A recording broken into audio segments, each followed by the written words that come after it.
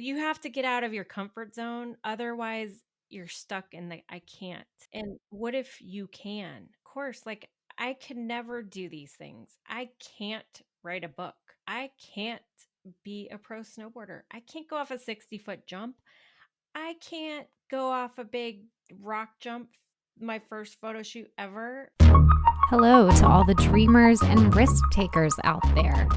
Wannabes, I see you too, and I got you. This is the Vereless N podcast where we help people take risks, overcome fears, and experience freedom. Hi, I'm Heather, the host of this podcast.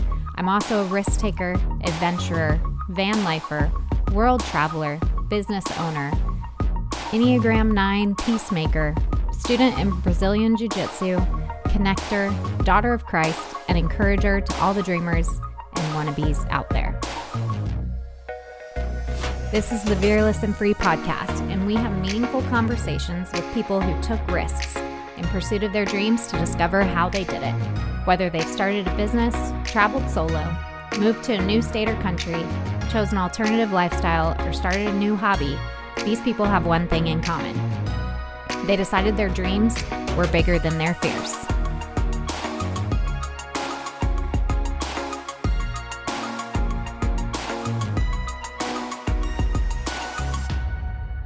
Welcome to the Vereless N podcast. This is your host, Heather, and I am so excited about this episode, you guys. I'm joined by Shannon Dunn Downing. I'm lucky enough to be able to call her a good friend and mentor. She's an Olympic medalist snowboarder, a fellow believer in Christ, one of the most humble people I've ever met. She's excited about life. She's a mom, a wife. She surfs, she skates. She wears so many cool hats. She's currently writing a book and has a blog. I'm stoked to have you on the podcast, Shannon.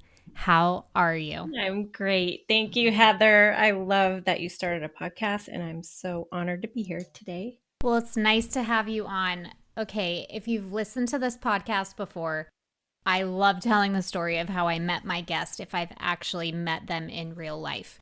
Shannon and I were texting pictures earlier from the time that we met, and this is just another one of my crazy stories that my friends can attest to. So I met Shannon, I was in college, I was 18, and you know those contests that no one ever wins that you see in magazines? Yeah, well, I actually won one. And it was one that I really wanted to win, and my suite mate in college told me no one ever wins those things. And I just basically wanted to prove her wrong. It was called the Gear Up to Get Away sweepstakes through Elle Girl magazine. And Shannon was part of my prize package. Meeting Shannon, I got to go to the US Open Snowboarding Championship in Vermont. I got to bring a friend, so I brought my best friend from growing up, Kelly. And we were greeted at the Burton store in Vermont for our full-on shopping spree. Thank you, Burton. We were greeted by Shannon, and she was just so welcoming and down to earth. We kind of stayed in touch over the years. I was 18 at that point, and she ended up actually sending me one of her snowboards later that summer. And on the snowboard, she wrote, "Heather, live your dreams," signed it, and drew a little cross. After that point, I was like, oh my gosh, this woman is amazing. So anytime I felt like I was living my dreams, I'd send Shannon an email. I didn't even know if she would remember me. I mean, why would she? She actually did remember me, and we stayed in touch over the years. And that one point in my life, sort of a lot of things happened because of that one thing. It's funny looking back at it. So Shannon, how do you remember that meeting going down? Were you just thinking, I'm part of this prize package, I have to meet these people? What was it like for you? I love it. It is so crazy, when people are like, oh, how did you meet? And then to tell them that story is hilarious. And, that doesn't happen all the time. I don't think I've connected with another person like that. But because of you, Heather, and your personality, and you're just like you are, you know, now how you are now is how you were then. And I loved both of you girls. You girls were so cool. But yeah, I mean, I just had my second son, Dylan. It was 2005, right? So Yeah, Dylan was in the little baby Bjorn. He was tiny. he was just a few months old. And, I was still, that was my second son. So I was still trying to keep the dream alive as far as pro snowboarding goes. But Burton was awesome. And they're like, oh, yeah, well, we're having this contest and you could be, just host these girls and come out to the US Open. And because my baby at the time was just a few months old and I was nursing him, so I brought him with me. Um, and I met, and then I brought like a nanny to help me out there. But I rode with you girls, and you were both so fun and so excited, and I just thought you guys were the coolest. And so it was really fun to meet you, and just your enthusiasm was awesome. So to stay connected to you all these years later is really cool. And Yeah, it's so crazy. I mean, that's one of the reasons how I even knew about Encinitas. My snowboard that you shipped me had the return address as Encinitas. And when somebody told me to check it out when I was thinking about leaving Hawaii, I was like, oh, I hear good things about Encinitas. I love it. And you're just like not afraid to keep those connections. And I love that because look at where we are. We have a great friendship. Yeah. And you're so welcoming. There was this girls' ride day, and I had just started snowboarding and grew up in North Carolina. So the mountains I were riding were hills, and the conditions were terrible, super icy or man made snow. I couldn't link my turns. So I was basically riding heel side the whole time, doing Z's down the mountain. And you just took it upon yourself to teach me. And because of that, that's how I know how to link my turns. And snowboarding is still one of my favorite sports. That whole experience is just amazing. So I think while I still ride that board to this day, and I love That's that funny board. that, yeah, Vermont's not too much better maybe than North Carolina, but no, sorry, Vermonters, no. But I think actually it was a warm, sunny day, wasn't it? And it was soft, so. Yeah, it was beautiful. And it was just this whole dream come true scenario. People were giving us stuff, and that contest was amazing. Yeah, it was a sunny day, and the girls at the tent were like, oh, you don't have goggles? Oh, here, let me give you some like brand new Anon goggles. I'm like, what? Seriously? Okay. But I just had this determination to win and told my sweet mate, I'm going to win this, and decorated a postcard, made it look all pretty, and later found out from the magazine they chose me because they saw how bad I wanted it. They're like, we picked your postcard out. You designed it and everything. So that's why we chose you to be the winner.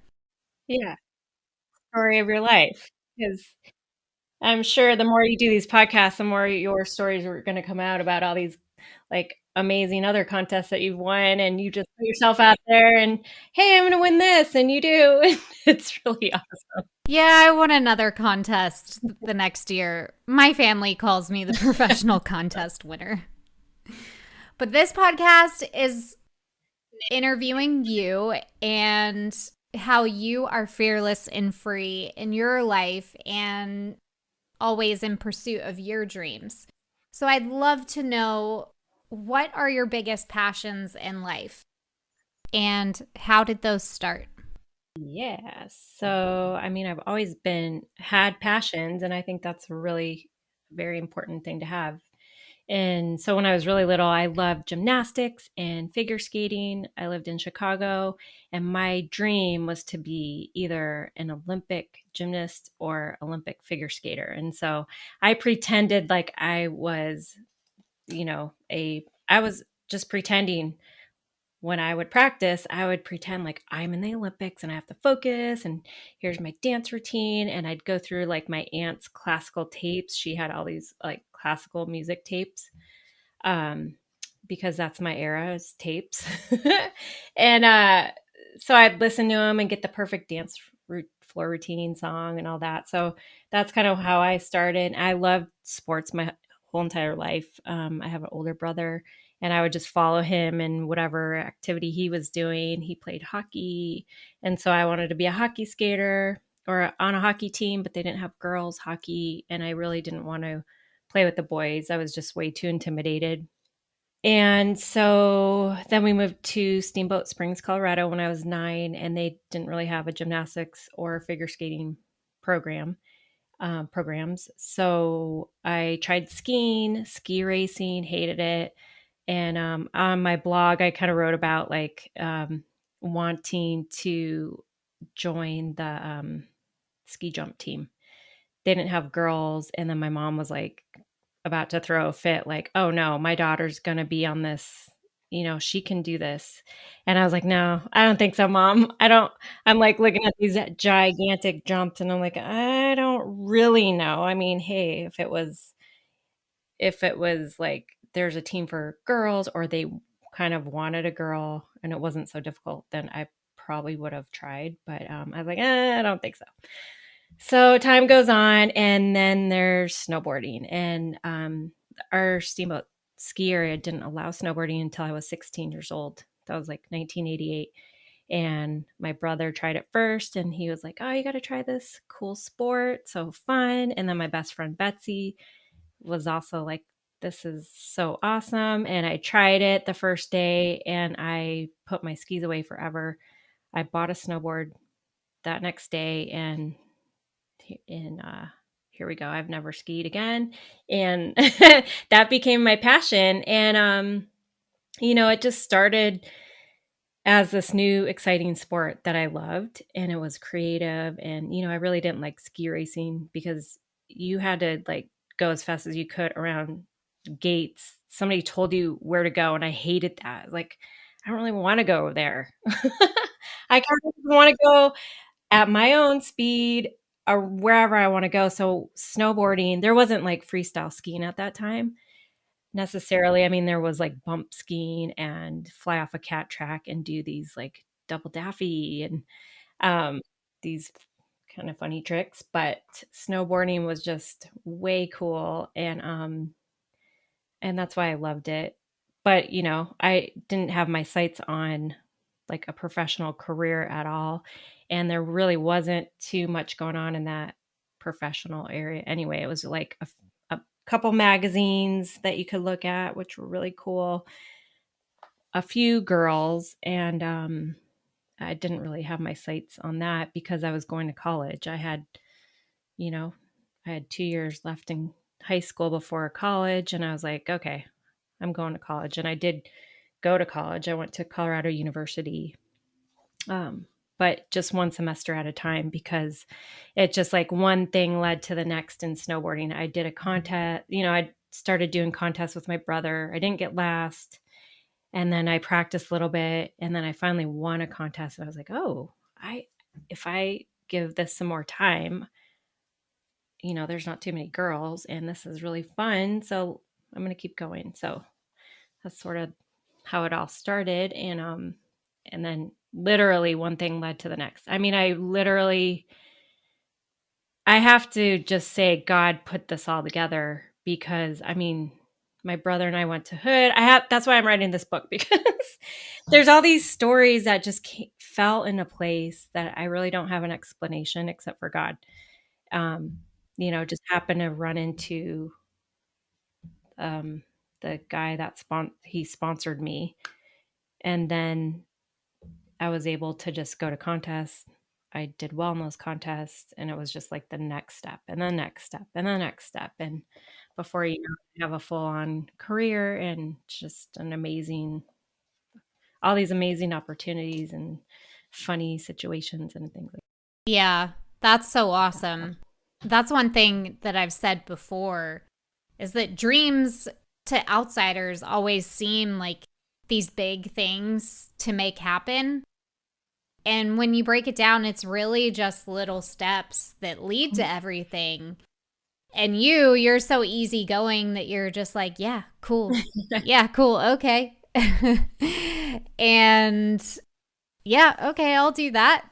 And I love how it all happened for you.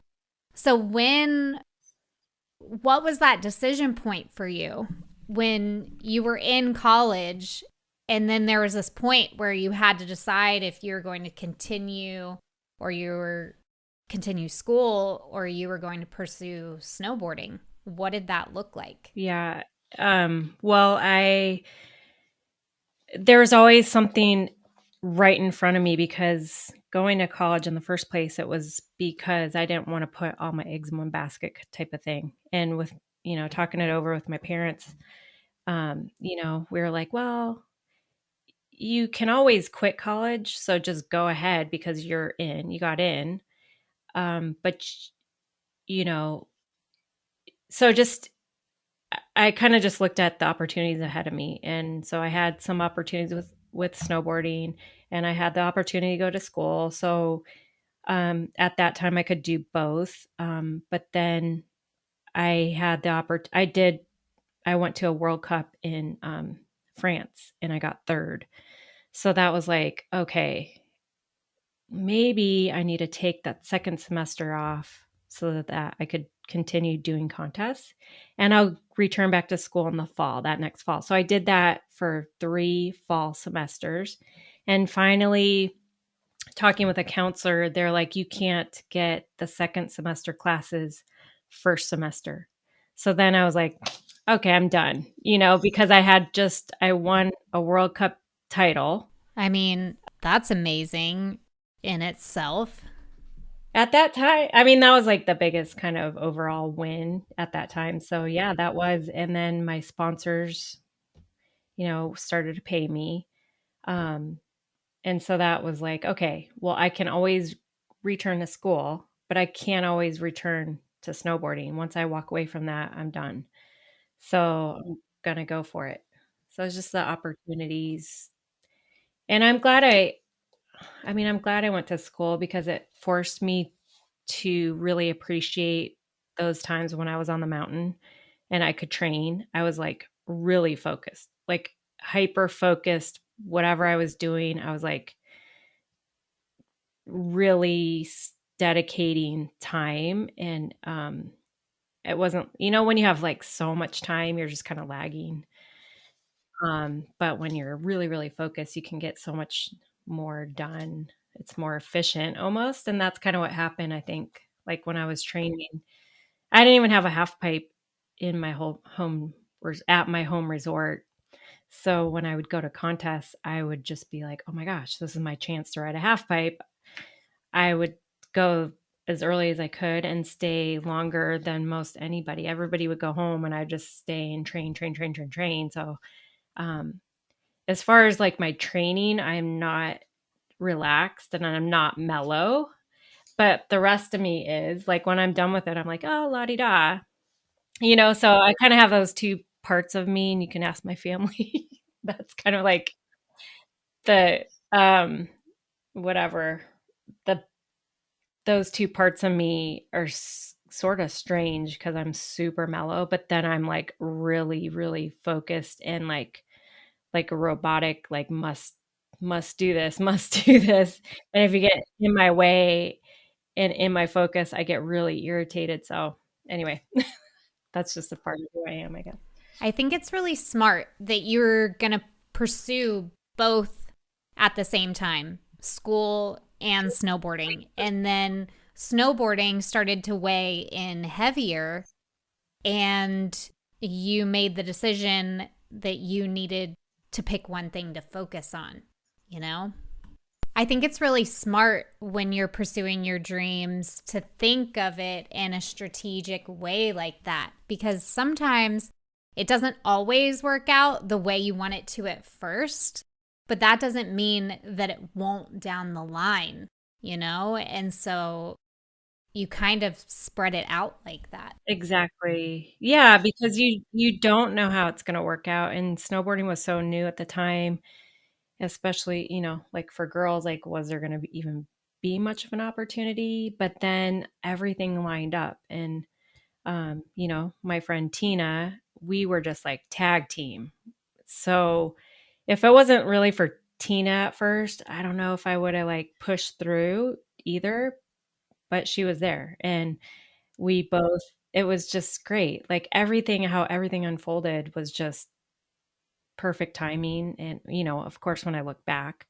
But then there were some struggles, like, I had an ACL injury, so I had to have a surgery, and that was, a 9-month recovery, and so that was where I was questioning, like, "Maybe I should just forget about this, blah, blah, blah," but,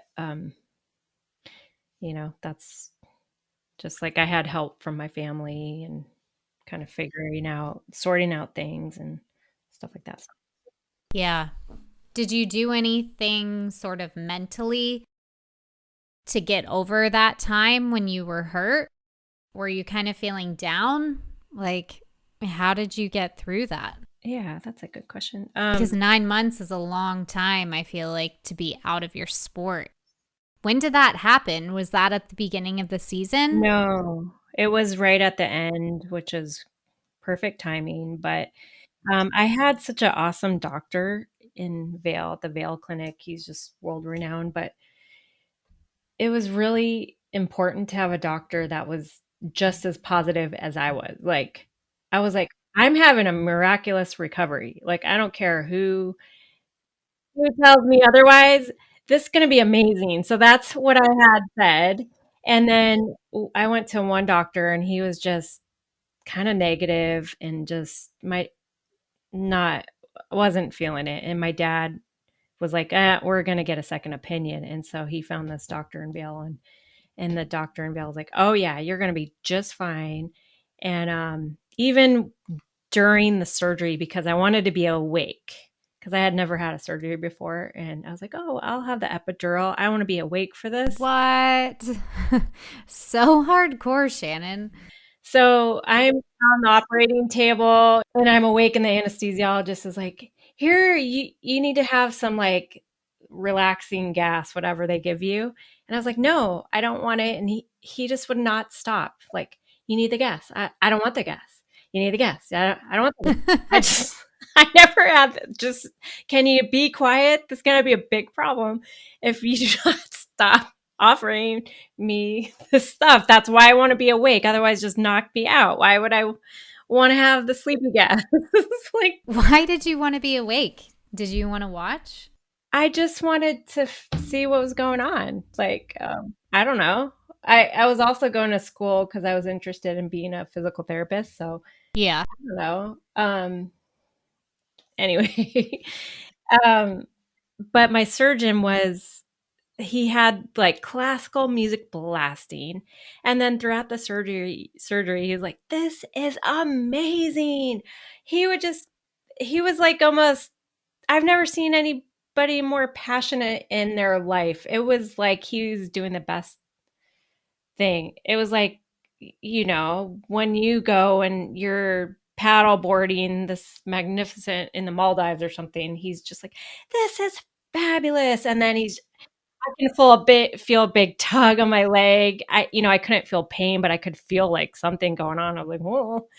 Um, so I thought that is incredible, and, I'm glad I witnessed that because I think in surgery, your brain's listening. I don't know even what's going on, but for sure, you're picking up whatever the doctor's doing, right?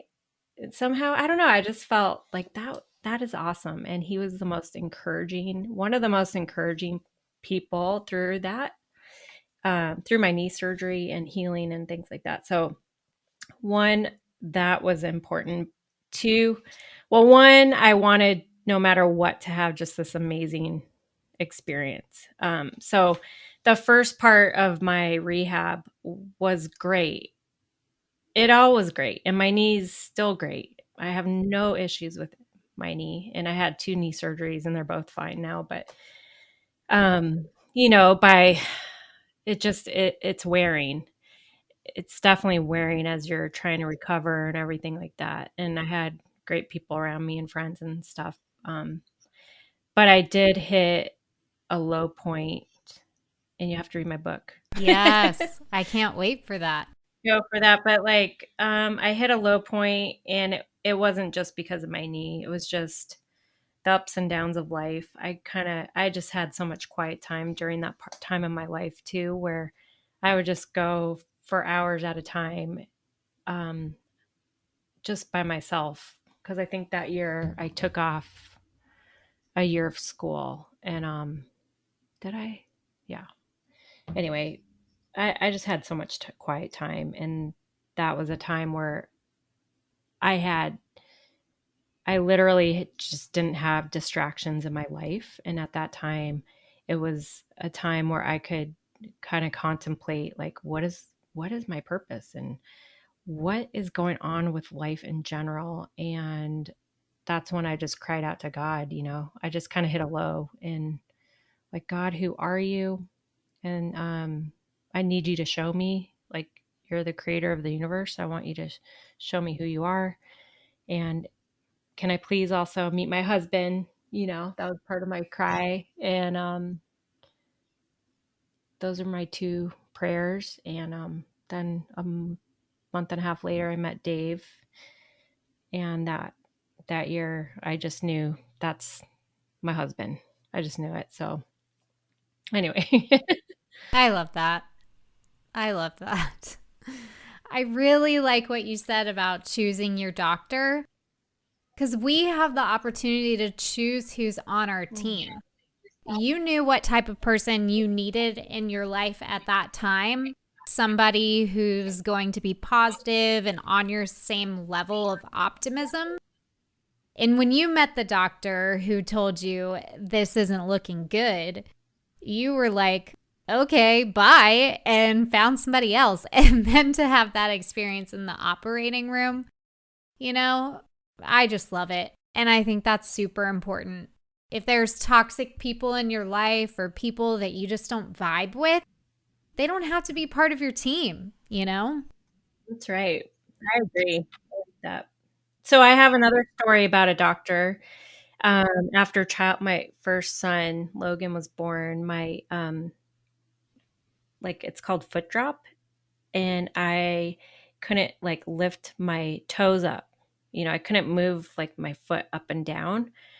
And so I went to a doctor, and he's like, "Oh, this is just never going to come back. I think you're just never going to have use of your foot like that again." And I was like, "No, No, I'm a snowboarder. I need those. not the answer I wanted." That is not the answer I am looking for. I will see you later. And so sure enough, I had some tests done, and they're like, "Oh, well, you must have pinched a nerve during childbirth." And they were like, "You're going to be fine. Just you need to rehab and stuff like that." So I was like, "Okay, that's exactly." And then furthermore, I think that's just part of faith. And like, I read the Bible, and I'm going to listen to what it says, and I'm going to believe it. And if that's for full healing, I'm going to believe that. And so when I'm praying for people, I'm praying for full healing, and I'm believing that whether they get healed or not, I believe that's God's will. And it's not my one healing, but I am definitely going to be praying full faith and healing. And I've had stuff happen in my own body where God's just miraculously healed my body. And I believe that, um, I think God works in just a crazy, crazy different ways. So maybe not always going to happen like instant, but I believe in healing. That's for sure. And that he sends doctors and people in your life to come Oh, into your yeah. life. One of his tools is medicine and Yeah. doctors, and definitely the power of prayer. There's definitely a lot of different ways God's going to heal, and how he heals, and what he's going to heal first, all that. But yeah, you definitely, you definitely want me praying for your healing because I believe it. Yeah. Shannon is like an amazing woman of prayer. She participates in Moms in Prayers, Yeah. right? And she's prayed for me before, and it's always great. It's just always great. What were some of your fears in your snowboarding days? Like you're riding the half pipe, you're pulling tricks. Were you scared? Because you said that you're scared of that ski jump, or were you just building up to it the way your snowboarding career happened? Oh, I'm always scared. Um, Always. And I think I don't know any of my friends who weren't scared going off big jumps or anything, but you kind of learn your limit and it's not like suddenly out of nowhere you're going off jumps. It's just like this progression and it's bigger and bigger and then when there's an opportunity, for example, Tina Bassich, my friend that I traveled with a lot, her and I went to Europe and it was like the year for the Red Bull Aaron style, which is a big air jump. And now they have girls going off of it. But at that time, her brother was one of the invited riders. So we went with him. It was like after a contest, and we went with him to go check it out. And we're like, let's do this. And so we hike up with her brother, Mikey, to the top of the jump.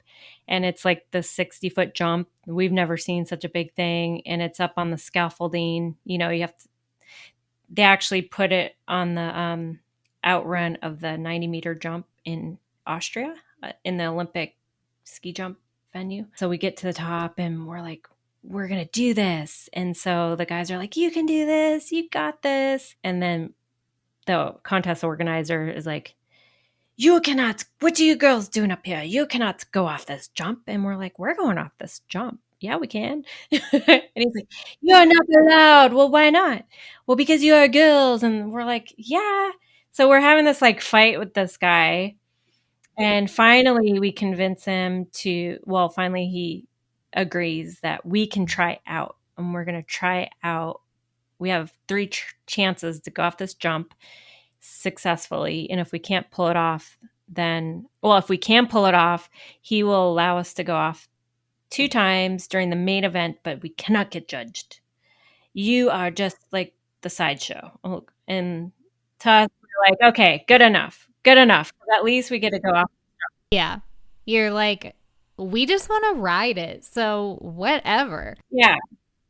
So whatever. Next contest though. No, I'm just kidding.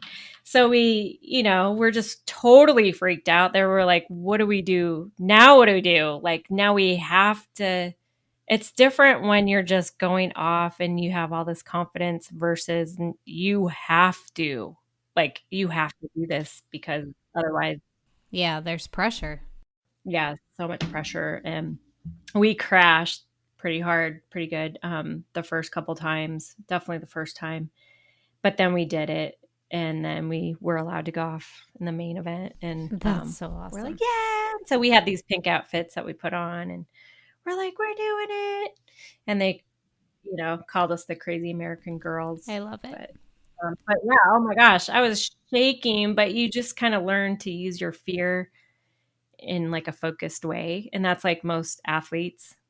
I mean, I think every single athlete goes through that where you're using your adrenaline it's like a focus. I don't know how your body works like that, but it does. And you get this high focus and you get in the zone. And when you're trained, you can do things that way better than even you train to be. And that's part of why I like contests because it's hard to kind of get into that space where there's pressure and you have to train and then your body just takes over in this other way where you don't even know what's going on, but you're pulling off stuff that you can't even imagine you're doing. So I love that. And it's really, I haven't discovered another way except for like lots of training over and over and over where your body's just getting that muscle memory and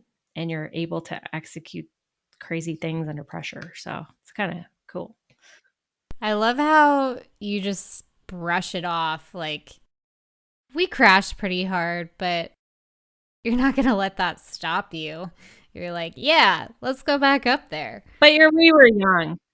I mean, we were Gumby, just fold in half and everything's fine. So that's part of being young too and flexible. And Tina was in gymnastics and she's an athlete. So, we were like doing plenty of stretching and we definitely went home and went to the chiropractor and got some body work done.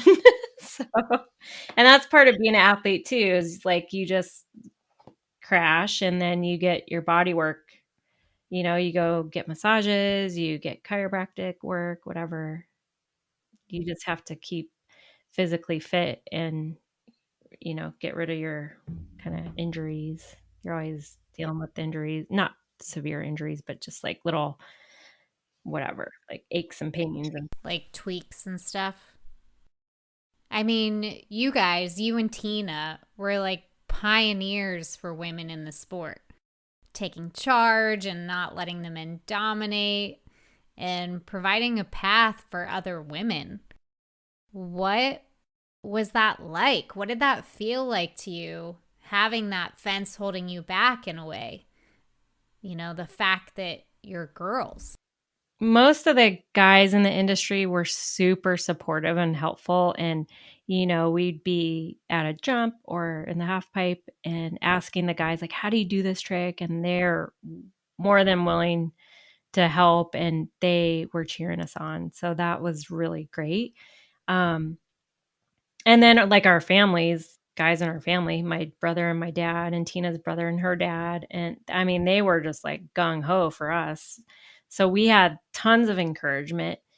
But as far as like prize money or coverage from contests, that was like almost not existent. There, we'd get like 5 minutes of an hour television show just for the girls, and it wasn't even like the best of footage. It was just like what they happened to capture, and so, and and then just products. So, we had most companies would sample large men's like snowboard, like the outerwear.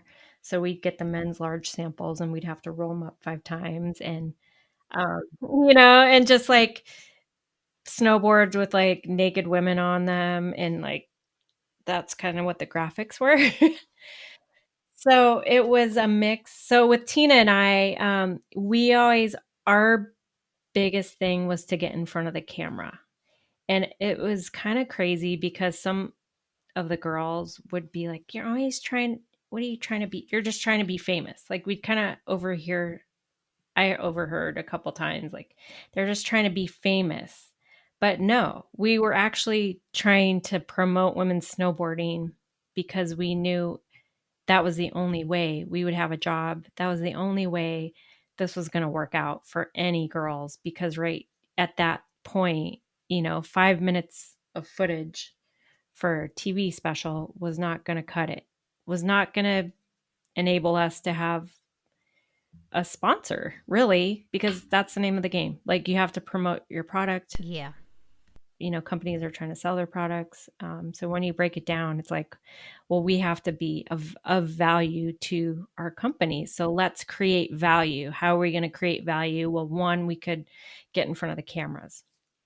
And then thankfully, and two, we could promote like equal prize money. So I went to a contest in Sweden and I won. And the guy interviewed me and he goes, well, what did you think about the contest for girls? And I go, I loved it. It was so great, except I think that girls should get equal prize money at this event and every event. And he goes, well, why would girls want equal prize money when they're not as good? No, he didn't say as good, when they're not even good. Oh, He didn't say as good. He said when they're not even good. And I looked at him oh, and I mean, I couldn't hold back my like, you're such a jerk. I just looked at him and I was like, gave him 10 reasons why we should get prize money because blah blah blah because you know anyway, I'm not going to go through those 10 reasons right now, but I could. So I was just like, "Oh, no, you didn't. Oh, no, you didn't." And so anyway, it was funny, but Yeah. That just actually kind of like sparked a fire for you to just, a big fire, and I think that was the time where, my sunflower board came out. My sunflower was a pro model, one of the first women's pro model, but it was the most successful women's pro model. Tina also had one at the same time that year, but it got overlooked because Sims team manager was Galen Nagel was my team manager. But I'm just kind of going on a tangent here. But anyway, it's an incredible story because she asked me if I wanted a women's pro model, and I was like, yeah, for sure. But when it came down to it, when she talked to the reps refused to sell that board. They're like, no one's going to buy a women's pro model. I'm not going to sell it. So she decided to put her own money into this board. Like she told the company, produce the snowboard. I'm paying $5,000 of my own money. She called certain key retailers and um, put them on consignment, asked if she could put that pro model on consignment in these shops. So they agreed to that. And she goes, if they don't sell, I'll take them back. And so they were like, okay, that's like a good win win, right? And they just flew off the shelves. It became the number one selling board for that company for Sims. It was just nobody saw that coming. So it just really opened the door to women's products and snowboarding. It proved there was a market. There was a market for women in snowboarding. It was huge. And so I could, with validity, say we need equal prize money because look at how many women bought this board. It sold more than men's boards, men's products. So there is it was just proof. Um, so it was huge for snowboarding.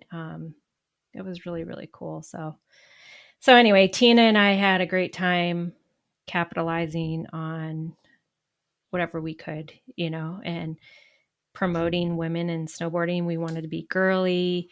We had the opportunity to come up with um, an outerwear, snowboard outerwear line called Prom, and that's was so much fun because we dressed in prom dresses and looked totally girly, and it was kind of a shocker for the industry, these ads, because these two girls are totally girly girl but just kind of like the badass, like wee, with the attitude. And um so it just created like a hype. And then as more girls started coming into the sport, like professionals, they also promoted the women in snowboarding, and it became like a big thing, and then the girls were progressing. There'd be like Tara Dakitas, Barrett Christie, just coming and doing new tricks and things like that. So, and creating, their companies would give them pro models. So there was like women's pro models, snowboard boots, more, pro model girl snowboards. Like any girl on any team would have a pro model after that because it was selling pro model boots and anything, everything. So it was great. that's so awesome. I love that story. And I love how Gayleen just took a risk out of faith. She's like, I Crazy. believe this is going to happen, and you believed it was going to happen, and we're going to make this happen. And she just stepped out in faith, took that risk, and boom, like it all just exploded. Yeah. She really, her personality it's incredible. It was just like the perfect match at the perfect timing.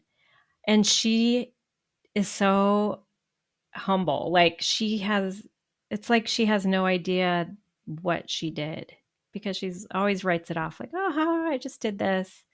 she's still like, I'm like, Galen, it's because of you that you change like the industry. You don't even understand, Galen, you know? I really believe it because if she didn't stand up and just be have I mean, she's like a whippersnapper woman, and she totally had that vision. She's like, "Oh no, this is definitely gonna work." Where I mean, I can't say that I really felt so, confident. Of course, when it's me too, like being a snowboarder and I'm kind of the And you're also a very humble person. So, but I'm not, like, confident like that, you know, like, "Oh, yeah, I'm gonna put myself out there," but, yeah, exactly. I was a lot more confident standing up for, like, you know, things after that because there was real proof. You know, now you can see people's, like, Instagram account. "Oh, you have 1,000,000 followers, people like you." But back then, you can't see who's watching. I mean, if there's no girls on TV, how can you watch a girl? So, how could you even see the analytics on that, you know? But it was really cool what she did. Did you experience freedom in overcoming some of those obstacles in snowboarding? Like, was there ever this sense of just feeling free? Um, I mean, it was fun to prove people wrong. I don't know if that's freedom, but gosh, I mean, there's so many times when I think that's kind of freeing, you know, when you don't really care about what other people think because you kind of have a vision for what you're trying to do. It really is freeing. Yeah. And you're like on your own path, not taking the traditional what's been fed to us kind of thing. You're like, no, I'm chasing my dream here and it's happening. Yeah, I mean, not everybody has the vision of what you're trying to achieve. And so you're always going to run into people that don't understand that vision. And you're going to have people that are totally negative and no, you can't do that. They'll straight up say, no, you cannot do that. So, I mean, I I hate when somebody says you can't do that. Who says that? Like, who says that? You always teach your kids, I hate that you too. know, you teach your kids, like, to tell them everybody's heard, like, can't isn't in your vocab, right? Okay, well, what how come it became in your vocab, oh, people, like, a lot of people? Because if that's, you know, my big thing in my blog is, like, look, you have to get out of your comfort zone, otherwise you're stuck in the, "I can't." And what if you can? Or, of course, like, I could never do these things. I can't write a book. I can't be a pro snowboarder. I can't go off a 60-foot jump. I can't go off a big rock jump, my first photo shoot ever. I can't get in a heliad, you know what I mean? So, Box yourself in. how boring. Right. Like, what if you can, and why don't you tell yourself you can't after you can't? Because, like, I could say now I can't tap dance because it's maybe the one thing that I cannot do.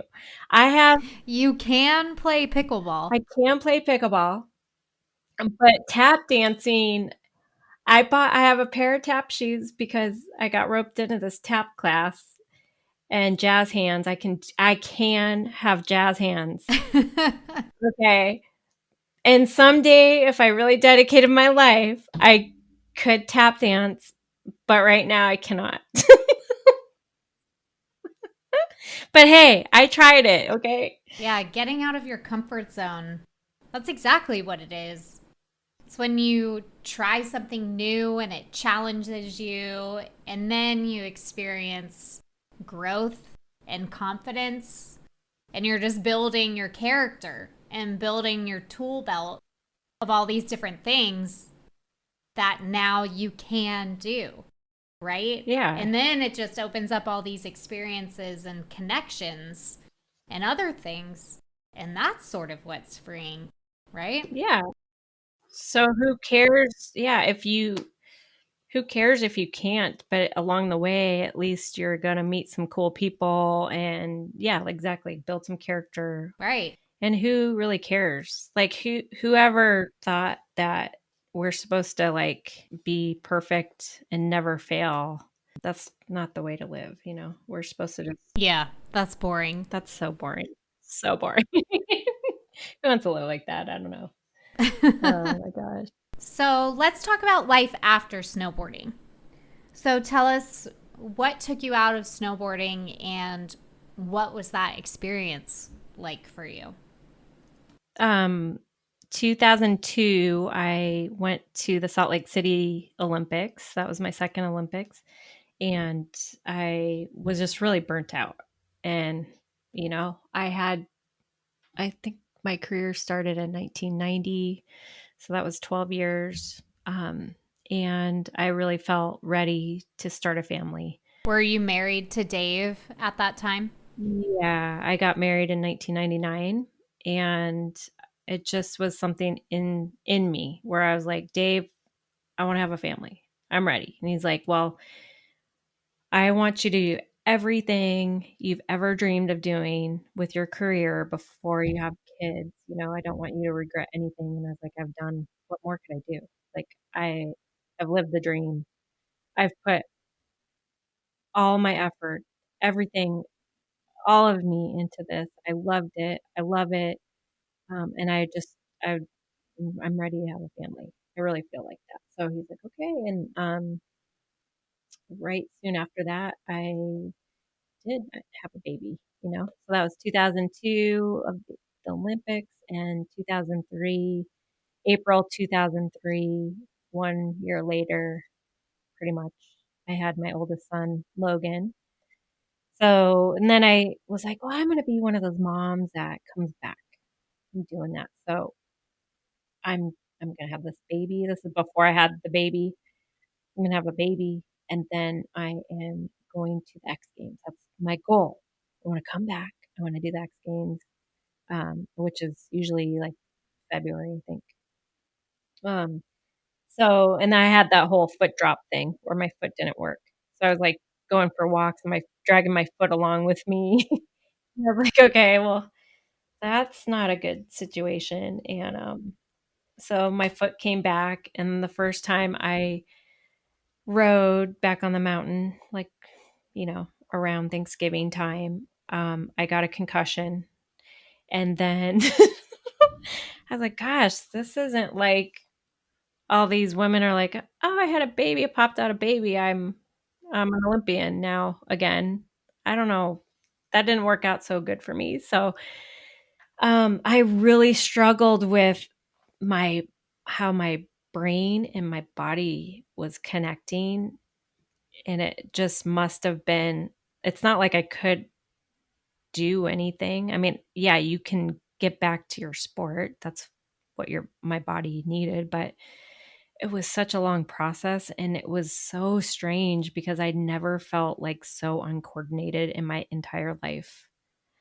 And I felt kind of like, gosh, maybe when things are really hard for people like sports just seem sort of easy, even though maybe I'm not like a supernatural athlete. Like some people are just at this whole different level of natural athlete. I don't consider myself that, but I've always been in sports and they haven't been like that hard, where I want my body to move and it's not moving. So it was crazy. So that I was definitely not going to I didn't make the X Games, but I put my name in there. I said, I'm coming back. And when the time came, it was like I was not getting back. So that was hard. It was really, really difficult. Um, but my body doesn't feel like that anymore. It was going to take some time for my body to get back to that. But um, it wasn't ready instantly like I had envisioned. So I got, it's like, again, if when you have dreams, like that was my dream, and some of those don't happen, that's okay too, because it's really, I had another son, my second kid, in 2004, so that was really soon after. So it was like, just when I was starting to come back in my body mind connection kind of thing, what I wanted to do physically was happening. I was pregnant. And so, well, okay, that's okay. This is a family. This is a big picture here that I want to have. Um, and then even after Dylan, my son Dylan was born, I was like, I'm still making this dream happen. And that's when I met you, right? Yep. I'm not letting this go. This is like a really special thing of snowboarding is, and my kids are too. But it was not at the price I was willing to pay because I discovered, because Dave was working full time. Um, so what my choice was to have a nanny take care of my kids while I pursue, round two of snowboarding career, my snowboard career. I wasn't willing to do that. I just everything in me was like, no, like I'm not doing that. I just couldn't do that. So my life was put away snowboarding and take care of my family, take care of my kids. Like that's what I want to do. That was like my passion. And so that's what I did.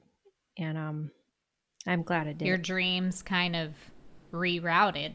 Well, you get stuck on you get stuck too. It's like going back to the comfort zone. It's almost like the uncomfortability of snowboarding was my comfort zone. You know what I mean? So, you just start doing something for so long, what else are you gonna do kinda thing. So, I just I just had to learn a new life. I had to and that was out of my comfort zone too. Oh my gosh, like going to the grocery store. That's out of my comfort zone too. That's one of my least favorite things.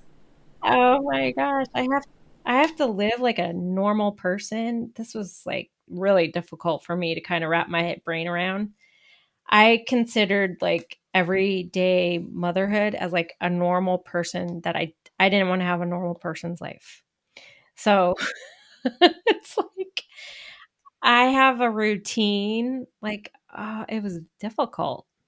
I mean, it's like a severe screeching halt from going to international travel, this, interview that, things to do. I have like full agenda to like I'm at home with babies all day. Like I might not get out of the house too much.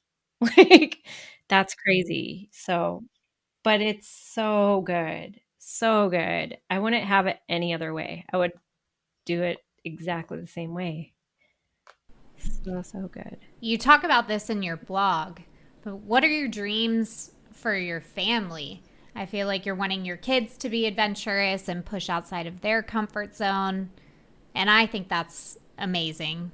And your boys are awesome too. I mean, your whole family is just so much fun. Yeah.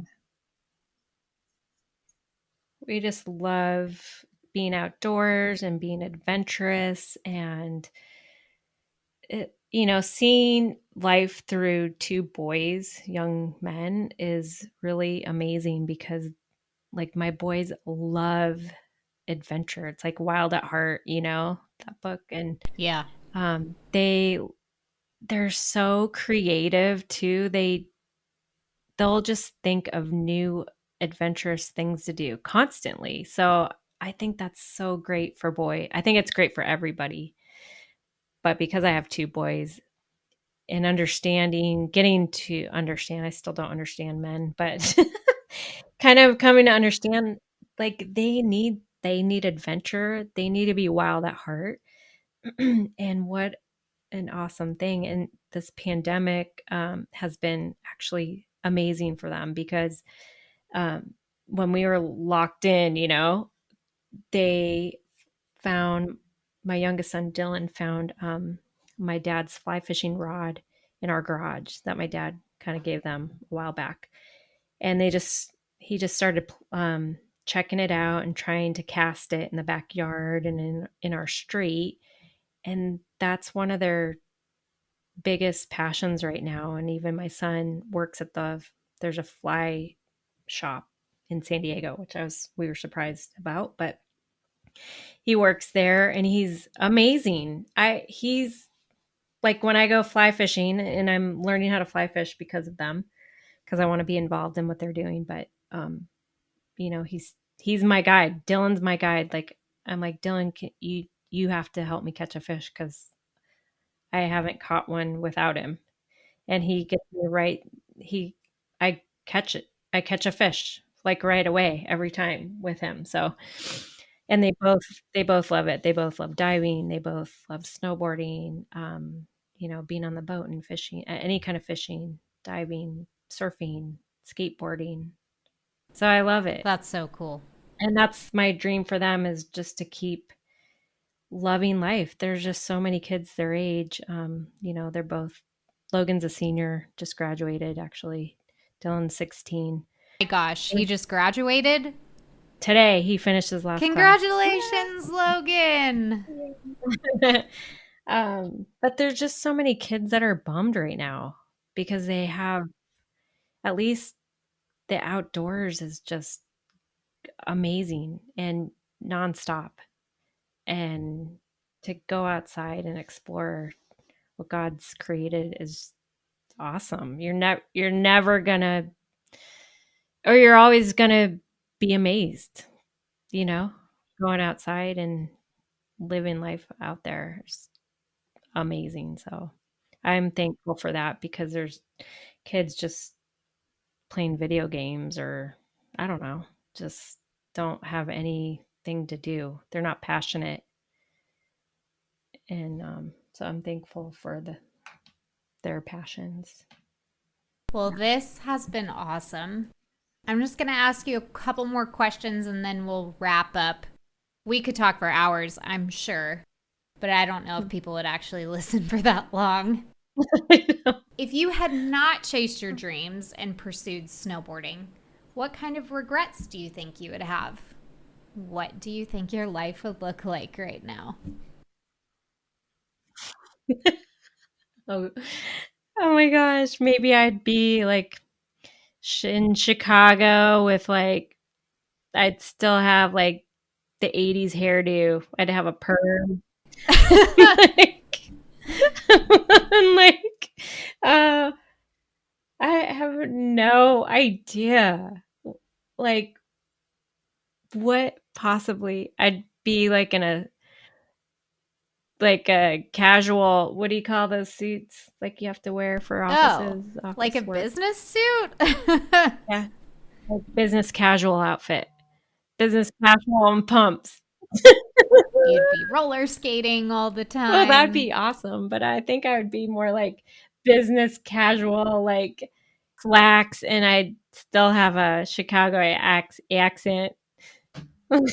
Picking a pop. I have no idea. Oh my gosh. Yeah. Safe to say that you live an awesome life and there's just no contemplating what your life would be like because that's just who you are. I'm thankful. I'm so thankful. No idea. We only have the one life, right? It's just embrace the turn of events that happen in it. Make the Yes. most of it. Yes. Okay. Just a few more questions. So you're writing a book. Can you tell us real quickly what that book is going to be about? Yeah, so it's a novel, and it's like a memoir. So it's just a fun, hopefully, if I can write it so you could read it. It's just fun stories in a novel form, and it just takes you from the start of when I learned to snowboard into the first snowboard Olympics in 1998. That's cool. So it's just my stories, and I did actually make up an antagonist so that I could blame everything on that antagonist. That whether most of those bad things that happen are from actual people, but I blamed it all on this fake antagonist, which is really fun. And that's a different kind of component of this book, but I think it'll be unique since it is a memoir. It's not like a bibliography or not a biography. I'm sorry. It's not a biography. Okay. It's not a biography, but it's fun. The stories are fun to write like that. Which I never considered myself a writer, and that's another God thing, and, you never know what kinda dreams God has for you besides the ones that you have for yourself. Right? Yeah. His dreams are always way bigger and way crazier than what we imagine for ourselves. And I remember us talking, and you were like, I feel like I'm supposed to write. I don't really know, though, but I just feel like I'm supposed to write. But also, I Yeah, don't want to. that don't want to. Yeah. So I love how it's evolved. And now you're writing regularly on your blog and you're writing your book. So I'm just so excited for you. And I Yeah, personally can't wait to read it. thank What is one thing that you want to share with my guests as we wrap up that would encourage them to take risks, conquer fears, and chase after their dreams? Yeah, just do it because you'll never regret it. You never wanna regret, um, not doing something that's good, and if you fail, it's okay. Just embrace the failure and really expect to fail in a sense. Like at a certain point, you will, and you have to work through it. And things are difficult at some points. The best, most exciting dreams are going to have points of um, real difficult moments, and that's okay. Um, and that's what friends are for, and that's what family is for. And there's always people to help, always people to urge you on. So, Heather, I love what you said. Like, you want to find people that are encouraging you, and that's a really, really important person to have those people that know what you want to accomplish and can just kind of spur you on when you're down. Yeah, and you can be that for other people as well. Yeah, yeah, for sure. And I'm always here for you guys to encourage you. And if you ever want to throw your dreams out there, please reach out. Shannon, this has been so much I love fun. it. I'm so happy that you're my guest and that we could have this conversation and share it with everyone. I'll Great. leave links down below in the show description for how you can connect with Shannon. I hope you guys check out the next episode of Vereless and Free. We'll catch you soon.